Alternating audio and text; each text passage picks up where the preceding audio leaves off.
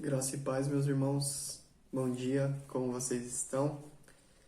Louvo a Deus por mais uma oportunidade de estarmos juntos nessa manhã para refletirmos um pouco acerca da palavra de Deus, do que Deus falou a nós nas Escrituras.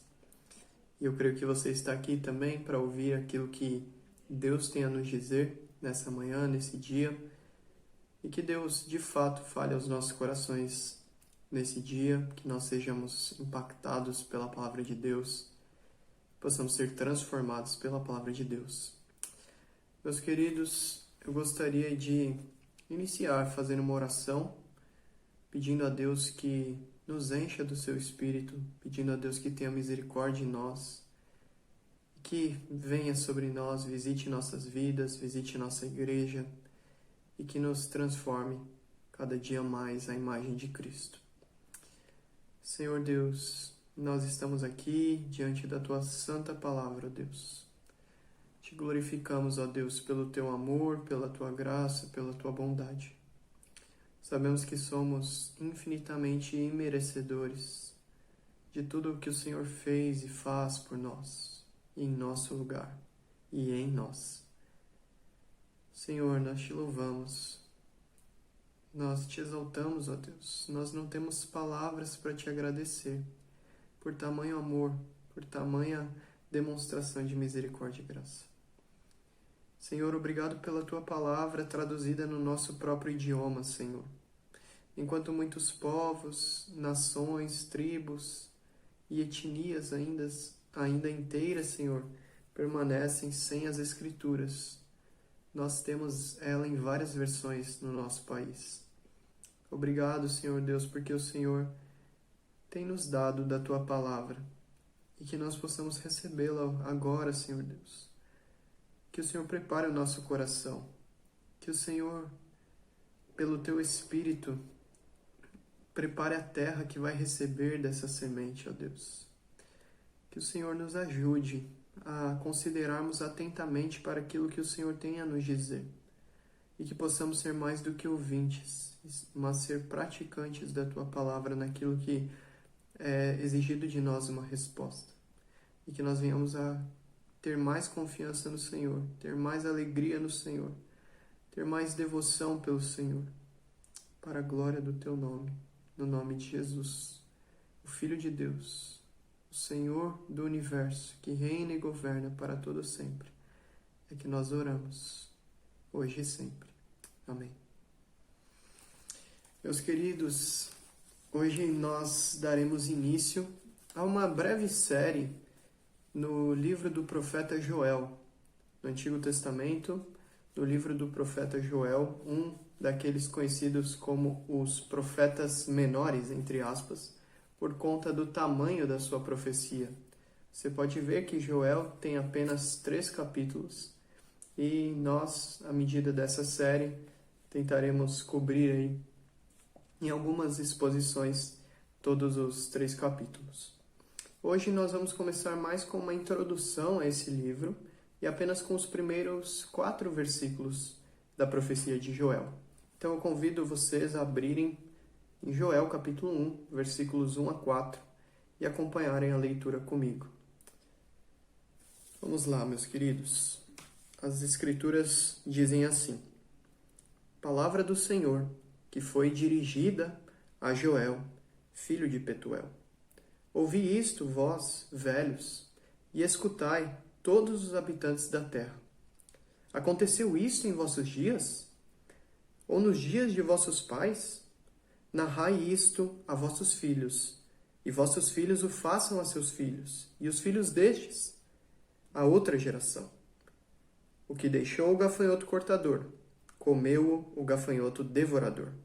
O que deixou o devorador, comeu-o o gafanhoto migrador. O que deixou o devorador, comeu o gafanhoto destruidor. Nós vamos até aqui, versículo 4. Os versos 1 a 4, então, da profecia de Joel. Meus queridos, vamos começar considerando quem é o autor desse livro. Nós vemos aqui no versículo 1 que é dito que essa palavra do Senhor que foi dirigida a Joel, filho de Petuel. Tudo que nós sabemos acerca do profeta está contido aqui nesse primeiro versículo. Ao contrário de outros profetas que dizem de que família eles são, de que cidade eles são, aqui nós só temos essa informação, que Joel era filho de Petuel. Nós vemos que Joel era um nome bastante comum na época do Antigo Testamento, que no próprio Antigo Testamento nós encontramos pelo menos 12 Joéis, entre aspas, né? 12 pessoas com o nome Joel. E Joel, o nome Joel é formado pelos dois nomes hebraicos de Deus, que seria Yahvé e Elohim. Há diferenças aí na pronunciação desses nomes, enfim, a gente não vai entrar nesse assunto agora, mas seria uma mistura das primeiras duas partes, né? Yah de Yahvé e El de Elohim. Então seria Yael que dá origem ao nome Joel, que basicamente seria o significado do nome do profeta, que Yah é El, ou seja, que o Deus da aliança é o Deus de toda a terra. Deus é Deus, basicamente, esse é o significado do nome do profeta. E o nome do profeta é um tributo à fé dos seus pais. Ela refletia a confiança dos pais e a devoção que os pais tinham a Deus. Era também uma profissão de fé desses pais ao darem esse nome ao seu filho. E Joel, ele se distingue então dos outros Joéis, dos outros 12 que aparecem aí no Antigo Testamento por conta do que ele diz acerca do nome do seu pai, né? Ele é o filho de Petuel. Provavelmente ele era muito conhecido do povo ali para simplesmente ele dizer que Joel, filho de Petuel, se referia àquele profeta. E nós vemos que há várias especulações aí dos estudiosos acerca da ocupação de Joel por conta da familiaridade que Joel apresenta com as instituições do templo, com o culto e a adoração ao Senhor no templo. Alguns estudiosos são levados então a crer que Joel ele fazia parte do sacerdócio, que ele tinha uma ascendência sacerdotal. Mas isso é pouco provável porque frequentemente ele fala muito profundamente acerca da vida agrícola, da vida pastoril do povo e fala como se ele mesmo fizesse parte desse povo. Ele fala com familiaridade sobre esse povo, o que é um pouco contrário aos sacerdotes que ficavam mais reclusos, trabalhando ali no templo. Mas isso é apenas uma especulação. Outros também especulam que o profeta Joel era conhecido como um dos profetas do templo ou um membro de uma escola de profetas. Mas essas especulações não podem ser confirmadas. Nós sabemos que Joel foi um profeta e que foi filho de Petuel. A respeito da sua origem, também não sabemos de onde ele vem. Não é dito se ele é de tal cidade ou de tal cidade. Alguns, por exemplo, supõem que Joel ele fosse descendente da tribo de Ruben, porque é encontrado lá em 1 Crônicas 5:4, aparece um Joel que pertence a essa tribo, mas é muito improvável que seja o Joel que nós estamos tratando. É provável que seja outro Joel. Então, meus queridos, nós podemos apenas deduzir do próprio texto, como nós dissemos, tudo que nós podemos tirar aqui de informação depende do texto. De informações diretas, tudo que temos é o versículo 1. Mas dentro do texto nós podemos deduzir algumas coisas. E parece então que o profeta Joel, ele é de Judá e ele vive em Jerusalém ou nos arredores de Jerusalém, já que ele fala bastante sobre Jerusalém, Sião, Judá, os filhos de Sião. E a sua linguagem nunca é impessoal, ele fala como se ele fizesse parte daquele povo, dando a entender então que ele fosse parte do povo de Judá. Mas também não é algo conclusivo e não é algo que vai influenciar na nossa interpretação aqui. Mas um outro ponto que é bastante discutível aqui é a respeito da data. Quando que Joel proclamou essas verdades? Em que época? Será que foi no pós-exílio, ou seja, depois que o povo de Israel foi levado ao exílio, tanto na Síria quanto na Babilônia, e depois da sua reentrada no território de Israel? Ou será que foi anterior a esse período exílico? Então, há um pouco dessa dúvida. E como eu disse, tudo que nós podemos determinar também sobre a data, além de sobre a sua origem, é baseado nas evidências internas do texto, porque a gente não tem nada diretamente dizendo a época. Alguns profetas diziam que profetizavam durante o reinado de tal rei de Judá, de tal rei de Israel, das 10 tribos, mas aqui nós não temos nada disso. Então, nós vemos que há bons argumentos dizendo que o livro de Joel, que o profeta Joel viveu no período pós-exílico, mas nós aqui assumiremos que, de fato, ele foi escrito num período anterior ao exílio, especialmente por 4 razões que eu gostaria de citar brevemente aqui. A primeira é a localização do livro do profeta Joel no cânon. Ele está entre os profetas pré-exílicos no cânon aqui, exatamente dessa posição que eles colocaram os 12 livros dos profetas aqui. Então ele está entre os profetas pré-exílicos. E é muito provável, então, que ele fosse também um desses profetas. Em segundo lugar, uma das razões que nos leva a crer que Joel é anterior ao exílio babilônico é que o conteúdo que há no próprio livro, ele reflete os primeiros anos de Israel, ainda ali como uma comunidade agrícola e ainda ali debaixo de um culto mais fiel ao Senhor, de uma forma mais correta de culto a Deus. Mas em terceiro lugar, uma das razões que nos leva a crer que ele é anterior ao exílio é que os primeiros inimigos de Israel são citados aqui. Edom, a Filístia e os inimigos posteriores, os adversários posteriores, como a Assíria ou a própria Babilônia, não são mencionadas aqui. E por fim, a última razão que nos leva a crer é que há muitos paralelos entre o próprio livro de Joel e o livro de Amós, e é muito provável que Amós tenha citado Joel e Amós tenha ecoado as palavras de Joel, esperando que o povo, na profecia de Amós, Amós esperava que o povo lembrasse das palavras de Joel e então se atentasse ao que Deus estava falando. E Amós é um profeta pré-exílico. Há mais evidência de que Amós é um profeta pré-exílico. Então, muito provavelmente, Joel é anterior a Amós e, por isso, ambos têm que estar ali antes do exílio. Então, essas são as 4 razões que nos levam a crer que Joel, então, ele profetiza, ele prega, ele chama o povo ao arrependimento antes do período do exílio. É muito provável que ele tenha escrito, então, a sua profecia ali no 9º século antes de Cristo. Mas também aqui não vai influenciar muito a respeito da nossa interpretação. Tem alguns livros que determinada data, determinado período vai influenciar muito na interpretação. Então vão surgir algumas divergências. Algumas partes, claro que podem ter alguma divergência por conta dessa determinação da data, mas de modo geral o conteúdo ele se torna bem claro, independente de se foi escrito antes ou depois do exílio, mas nós vamos assumir aqui que ele foi escrito antes do exílio. Mas então vamos para o conteúdo do livro, analisando o conteúdo de uma forma geral, mas a partir desses 4 versículos aqui. A gente não vai dar um panorama do livro todo, a gente vai vendo o livro todo à medida que nós formos fazendo a exposição, mas vamos então para o conteúdo desses 4 versículos aqui. Em primeiro lugar, queridos, nós vemos aqui que é dito no versículo 1, palavra do Senhor, palavra de Yahvé.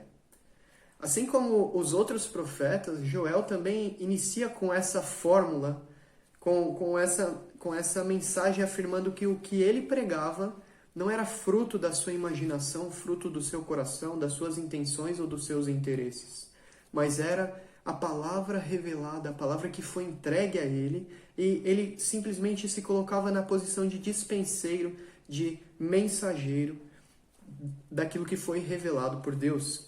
Yahvé, então, era o dono, era o comissionador, era o inspirador, era o doador da mensagem. Joel, ele não era um profeta que pregava aquilo que o povo gostaria de ouvir. Ele não era um profeta que pregava a teologia da prosperidade, porque o povo gosta e aplaude, que Deus vai me dar isso, Deus vai me dar vitória.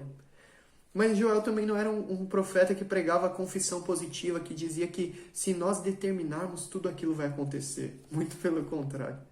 Joel também, ele não era um pregador daquele falso conceito, ou de um conceito deturpado, melhor dizendo, da batalha espiritual, de que nós devemos mapear os territórios para que então os demônios ali sejam derrubados, as potestades sejam derrubadas.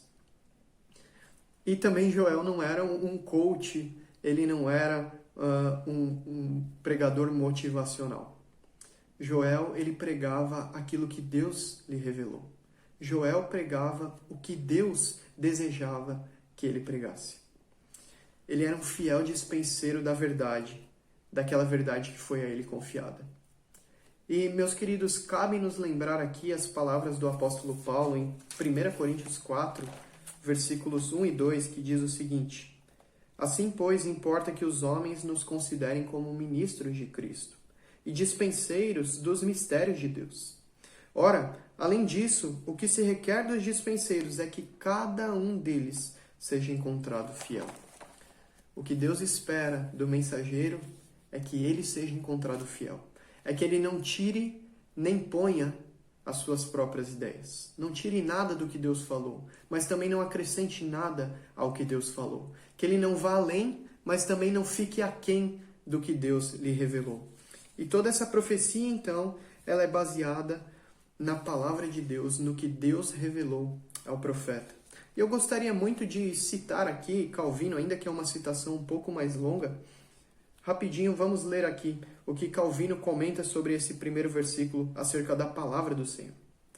Não que Deus pretendesse que apenas Joel fosse o seu discípulo, mas porque depositava esse tesouro com ele, para que fosse seu ministro ao povo todo.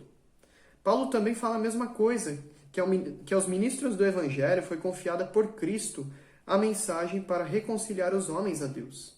Em outra parte, ele diz: Ele depositou conosco tal tesouro como em vasos terrenos. Compreendemos agora por que Joel diz que a palavra do Senhor foi entregue a ele. Não que fosse ele o único discípulo, mas como era necessário um mestre, Joel, a quem o Senhor entregou tal ofício, foi escolhido. Então, deveras, a palavra de Deus diz respeito a todos indiscriminadamente. No entanto, ela é delegada aos profetas e a outros mestres, pois são eles depositários, por assim dizer. Assim, então, meus queridos, Joel ele foi comissionado por Deus para pregar a esse povo.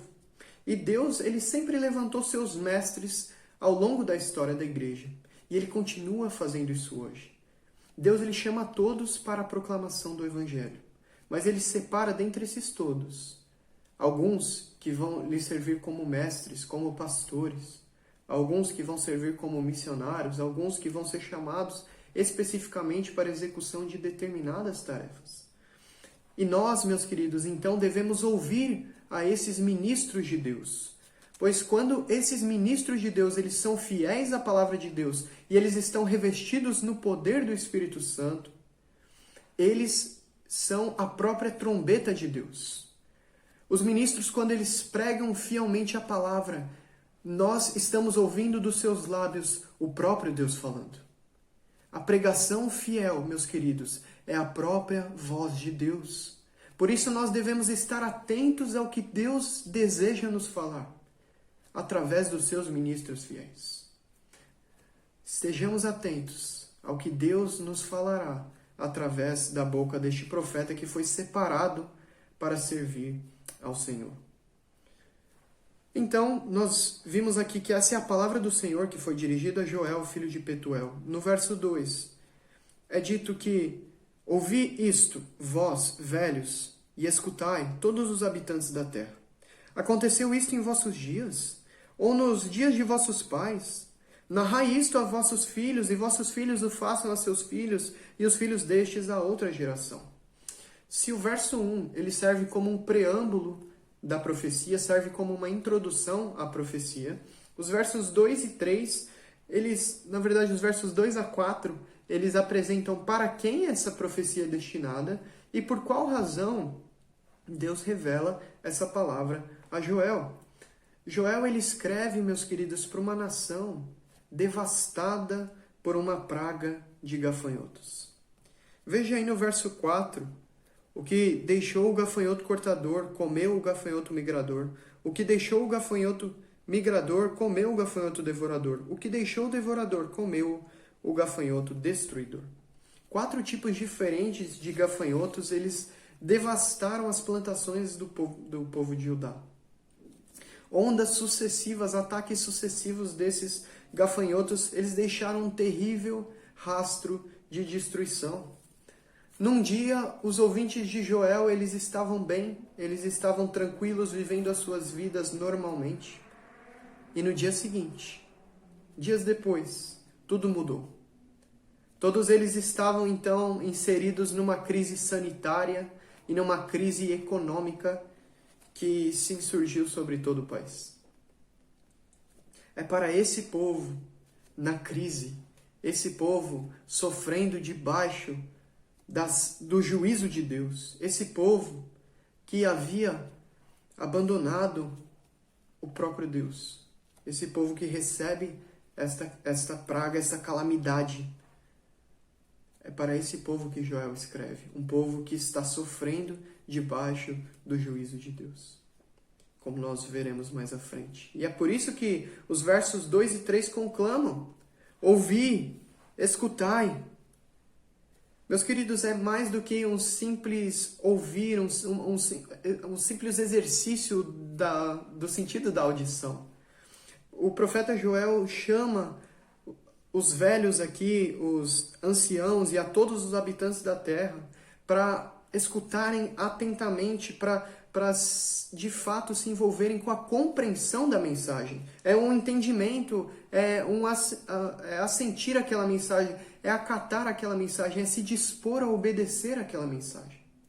Muitas vezes, quantas vezes, meus queridos, nós simplesmente ouvimos a palavra de Deus, mas ela não toma lugar no nosso coração. Ela entra num ouvido e sai pelo outro, nós não meditamos quando nós saímos dos cultos, nós ouvimos e já esquecemos, e muito menos colocamos em prática.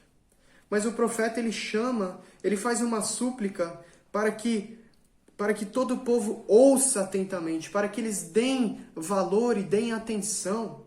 Ele enfatiza isso. Ouçam aquilo que Deus falará a vocês, porque essa é a palavra do Senhor. Se Deus falou, que tudo se torne silêncio e que nós possamos ouvi-lo. Nós temos ouvido tantas vozes. Não temos mais tempo em silêncio, tempo em meditação, tempo em contemplação a Deus. E por isso nós somos tão carnais, por isso nós não crescemos na graça de Deus, não crescemos no conhecimento de Deus, por isso nós estamos longe de Deus, porque o silêncio se tornou nosso inimigo, porque nós já não conseguimos mais ficar a sós com Deus 5, 10, 15, 30 minutos para ouvir aquilo que Ele tem a nos dizer. E nós devemos então sermos trazidos de volta à prática da atenção à palavra de Deus. Nós estamos, meus queridos, expondo no nosso canal do YouTube o Breve Catecismo de Westminster. E uma das perguntas, já no final do Breve Catecismo, diz como é que nós devemos receber a palavra de Deus.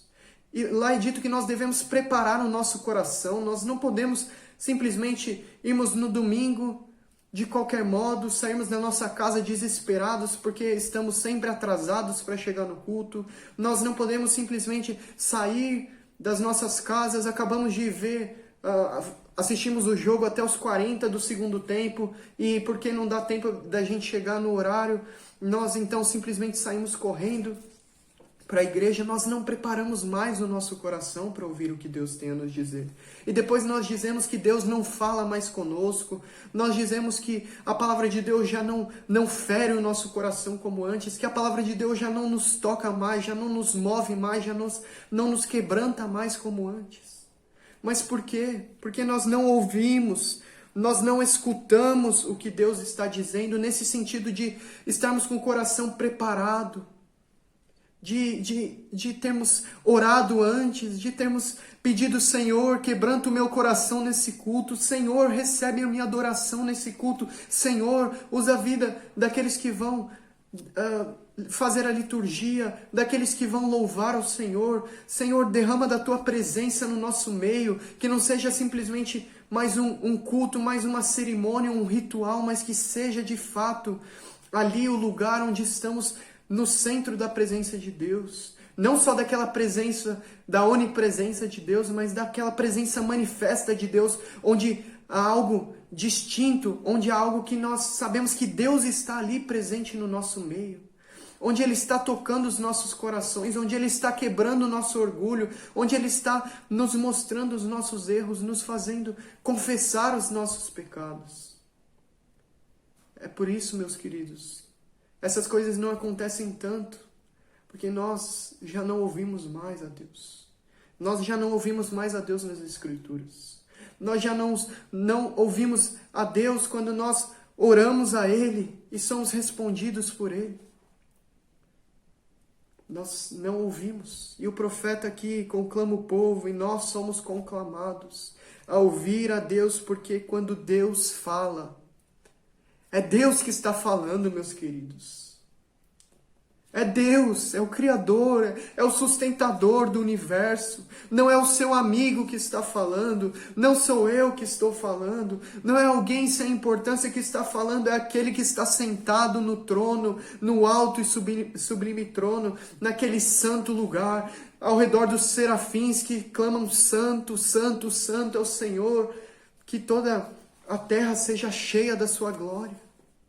É o Deus cujo o templo é enchido simplesmente pelas orlas das suas vestes, pela sua majestade enche a terra. É esse Deus que nos fala e nós não estamos ouvindo. Nós estamos com os nossos ouvidos surdos. Nós estamos desobedecendo ao que Deus diz quando Deus nos fala que nós não endureçamos o nosso coração. Nosso coração está duro para ouvir a palavra de Deus. Por isso nós estamos nesse estado semelhante a esse povo, longe de Deus. Rasgamos simplesmente as nossas vestes, ou seja, fazemos a cerimônia externa, mas o nosso coração está seco, está frio, está árido, sem vida, sem Deus, sem a presença de Deus, sem paixão por Deus, sem sede de Deus. É por isso, meus irmãos, porque nós não nos preparamos para ouvir a voz de Deus. Nós não nos preparamos para sermos impactados por quem Deus é, por aquilo que Ele fez. Nós não refletimos mais nos feitos gloriosos de Deus. E o profeta aqui, meus queridos, faz essa súplica, especialmente aos anciãos, aqueles que já eram mais experimentados na vida, mas também isso incluía ao povo todo, no geral. Os anciãos aqui também, eles podem significar aqueles líderes e os representantes de todo o povo. Eles seriam aqueles governantes representativos, que dariam um exemplo a todos os habitantes da terra, como diz aí o versículo 2. Eles seriam o exemplo daqueles que escutariam a Deus e obedeceriam a Deus e tremeriam diante de Deus. Porque muitas vezes nós somos, como diz Tiago 2,19, somos piores do que os demônios, porque os demônios, eles creem em Deus, eles sabem que Deus existe e eles tremem. Mas muitas vezes nós paramos só na primeira parte. Nós cremos em Deus, sabemos que Ele existe, mas isso não mexe mais conosco. Nós nos acostumamos com o sagrado. Mas o profeta Joel, ele chama o povo, ele incita a todos a ouvirem a voz de Deus, especialmente os representantes, como exemplos para que todos viessem a ouvir o clamor do Senhor Yahvé. Mas, queridos, depois daquele apelo profético, não apenas para ouvirem, mas para conhecerem, compreenderem o propósito de Deus, tornando-se também dispostos a responderem a esse chamado de Deus, o profeta, então, ele coloca a questão dramática diante de todos. E nós vemos isso no verso 2b e no verso 3. Ele primeiro levanta duas perguntas retóricas no verso 2.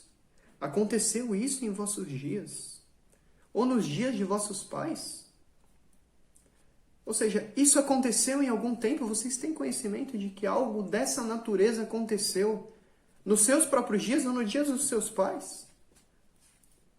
E no verso 3, ele faz um chamado ao testemunho desses acontecimentos às seguintes gerações.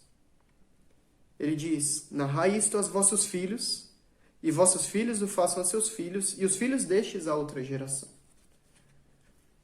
Porque essa praga, meus queridos, ela foi única na história do povo israelita. É um evento singular. E eu gostaria aqui também de fazer uma citação de um comentarista fantástico lançado pela cultura cristã, Erwin Busenitz. Ele diz assim: isso demanda que esse evento seja interpretado à luz dos propósitos providenciais de Yahvé. Esse evento cataclísmico, devido à sua natureza sem precedentes, torna-se um memorial permanente dos atos poderosos de Yahvé. E assim todos os que habitam na terra devem contá-lo para as seguintes gerações. Seja na chuva torrencial de julgamento, seja no derramar de bênçãos, a narrativa dos atos poderosos de Yahvé glorifica a Deus. Esse evento cataclísmico, ele torna-se então um memorial da ação de Deus, do cumprimento dos propósitos de Deus, porque seja no seu juízo, seja na sua bênção, Deus será glorificado.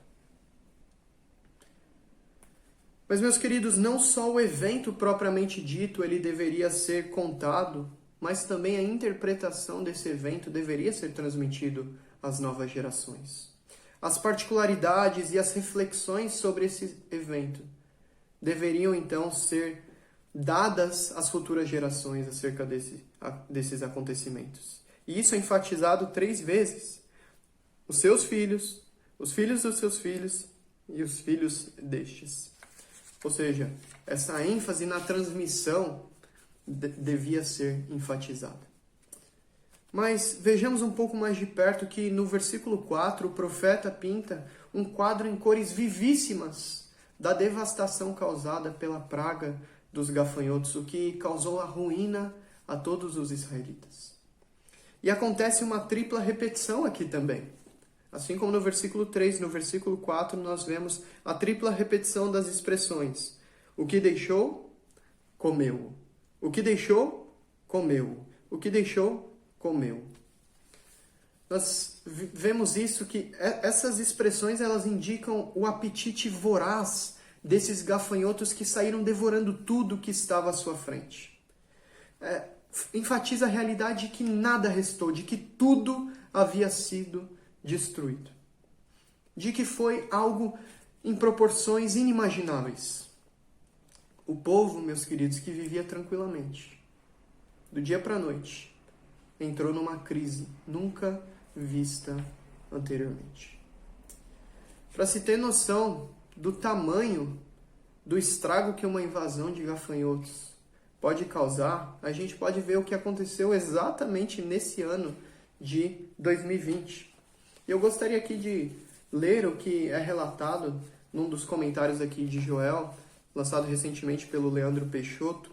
Ele mostra que no início de 2020, uma praga de gafanhotos, e vocês devem se lembrar disso, invadiu mais de 10 países. O jornal Nexo relata que a infestação foi a pior em quase 3 décadas. O Paquistão e a Somália até chegaram a decretar situação de emergência, calamidade.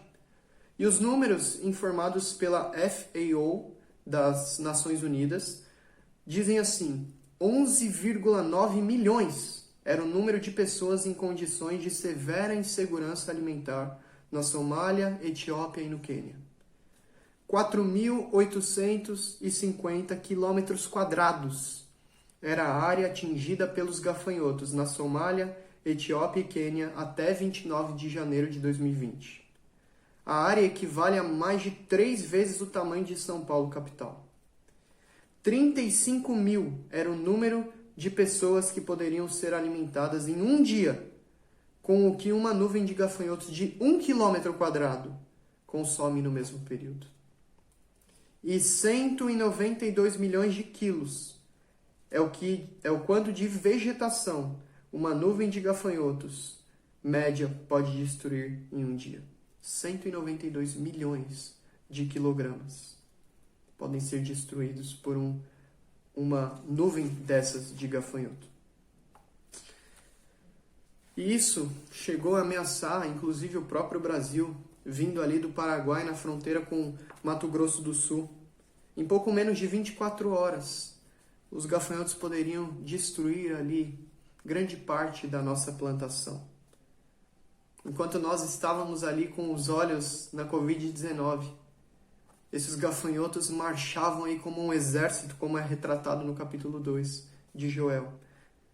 E essa praga nos ameaçava. Mas graças a Deus não nos alcançou. Mas esse é o tamanho do estrago que uma praga dessas pode causar. Mas, meus queridos, quão profunda foi a perda, quão profundo foi o sofrimento para os israelitas que viviam ali na época do profeta Joel. E mais, qual é a resposta de Deus? Qual é a resposta que Deus esperava, que Deus aguardava do povo diante dessa calamidade? É sobre essas perguntas, sobre esse assunto, que nós falaremos nas próximas exposições. Mas antes de concluir e passar para as aplicações desse texto, eu gostaria de rapidamente falar por que é importante nós meditarmos nesse livro nos dias de hoje. E são essas razões que nos levam a começar uma série de exposições nesse livro. Em primeiro lugar, geralmente nós temos pouquíssimo conhecimento sobre o conteúdo dos profetas menores. E nós devemos buscar conhecer toda a revelação de Deus, todo o desígnio de Deus. Em segundo lugar, nós devemos meditar nesse livro por conta da similaridade dos contextos. Os israelitas naquele tempo sofreram com algo que do dia para a noite mudou toda a realidade deles. Entrou uma crise sanitária e uma crise econômica no país. E nós, hoje, estamos debaixo dessa terrível pandemia que a tantos ceifou, que tantas vidas levou, que tanto desemprego causou, que tanta crise econômica causou. Os israelitas, do dia para a noite, foram afetados por essa praga. E nós, do dia para a noite, também fomos afetados pela pandemia do novo coronavírus. Então, por conta dessa similaridade de contextos, nós devemos meditar. De onde que vem essa calamidade? Onde está Deus nisso tudo? E mais, qual deve ser a nossa resposta a tais eventos? Eu creio que o livro de Joel nos ajuda neste momento a termos muitas respostas acerca de todas essas questões. Mas em terceiro lugar, esse livro nos fornece reflexões preciosas e profundas sobre a soberania de Deus. E é a soberania de Deus, de que Deus está de fato sentado no seu trono, reinando e governando, com todo o seu poder, toda a sua autoridade, que nada escapa do seu controle. É isso que nos conforta, é isso que nos consola, é isso que nos esclarece nesse momento. Mas uma quarta razão para meditarmos nesse livro hoje é que esse livro nos ajuda a reconhecermos o nosso próprio pecado e nos arrependermos, e buscarmos arrependimento. Em quinto lugar, o livro nos apresenta uma forte exortação contra a nossa frieza espiritual. Contra tudo isso que foi dito, que nosso coração está duro, está fechado, nossos ouvidos já não meditam, não ouvem o que Deus tem a nos revelar. Como diz Judy Clay Santos, a falta de devoção pelo Senhor demonstra a mornidão do nosso coração. O livro de Joel vai expor isso diante de nós. Nós vamos ser levados a meditar. Onde está aquela paixão, aquele ardor que muitas vezes eu tive lá no começo? Onde está aquele desejo de buscar a Deus? Onde está aquele desejo de encontrar a face do Todo-Poderoso? Será que nós poderíamos dizer como Elias que diante da face de Deus é que nós vivemos? Nós vivemos diante da face de Deus? Claro que, no sentido geral, nós vivemos corandeu, nós vivemos perante Deus, toda a nossa vida é vivida na presença de Deus. Mas será que nós vivemos num relacionamento de intimidade com Deus, de profundidade, de intensidade, de constância com Deus? E o profeta Joel vai nos levar a reflexões profundíssimas que nos conduzem ao arrependimento, que nos conduzem à restauração do nosso relacionamento com Deus, que restaura o nosso fervor, que restaura o amor, a paixão que nós temos por Ele que é digno. Mas, em penúltimo lugar, uma das razões que nos leva a meditar nesse livro hoje é que esse livro nos revela que o juízo divino virá sobre os rebeldes no grande e terrível dia do Senhor. Mas também, em último lugar, esse livro nos mostra que a bênção de Deus virá sobre o seu povo. Quando esse povo é plenamente restaurado, quando esse povo é habitado pelo Espírito, a despeito do juízo, a despeito da correção, a despeito do sofrimento do tempo presente. O povo de Deus será restaurado, será renovado e reinará e viverá e desfrutará desse Deus por toda a eternidade. São todas essas razões que eu creio que nos levam a meditar nesse livro hoje. Mas, queridos, partindo então para as aplicações desse texto de Joel 1, dos versos 1 a 4, eu gostaria de levantar 3 pontos aqui. Em primeiro lugar, o chamado e o ministério não se tratam sobre você. Não se trata sobre nós. É tudo sobre Deus. O livro de Joel, ele manifesta que é Deus e os seus propósitos e os seus feitos soberanos que devem estar no centro da nossa proclamação, meus queridos. Nós não fomos chamados para falar sobre nós mesmos, sobre os nossos feitos, sobre as nossas conquistas, sobre os nossos graus de bacharelado, de mestrado, de doutorado, de pós-doutorado, sobre quantas igrejas nós plantamos, sobre quantas são as nossas ovelhas, quantas pessoas nós ganhamos para Jesus, quantos nós evangelizamos. Não se trata sobre nós.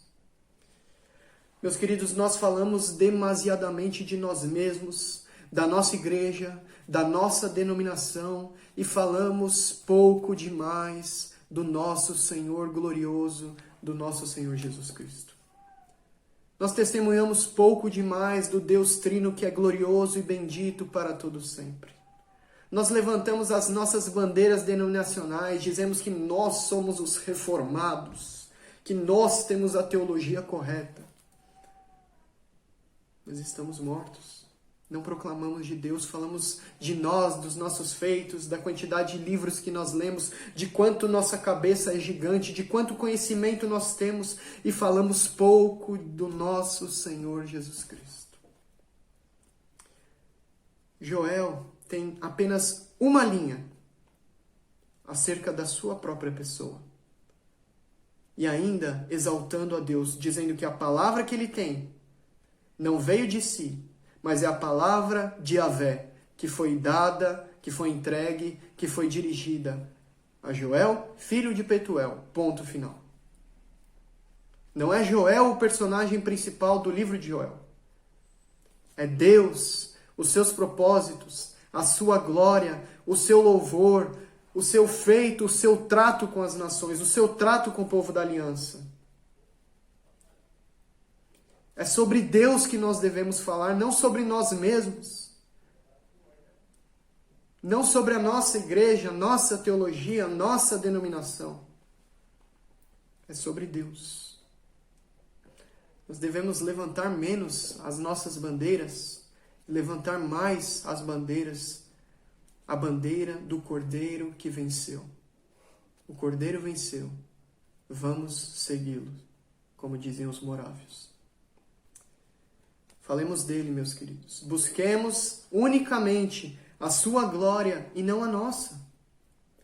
Nós queremos muitas vezes estar no centro, estar no palco, sendo aplaudido pelos homens, sendo reconhecido pela igreja, sendo reconhecido pela denominação, sendo reconhecido no Brasil e no mundo. Queridos, nós não fazemos o que fazemos, o ministério, o chamado, o testemunho, não é por nós, não é em nosso favor, buscando a nossa glória, mas deve ser feito única e exclusivamente por causa da glória de Deus. Porque de que vale nós sermos aprovados pelos homens, pelos nossos ouvintes, e sermos desqualificados pelo céu? O ministério e o testemunho são sobre ele e para a glória dele.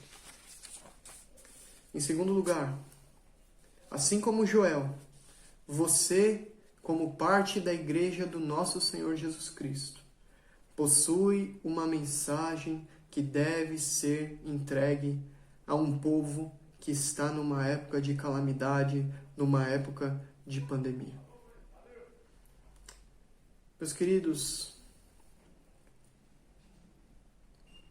quantos de nós, e nós como igreja,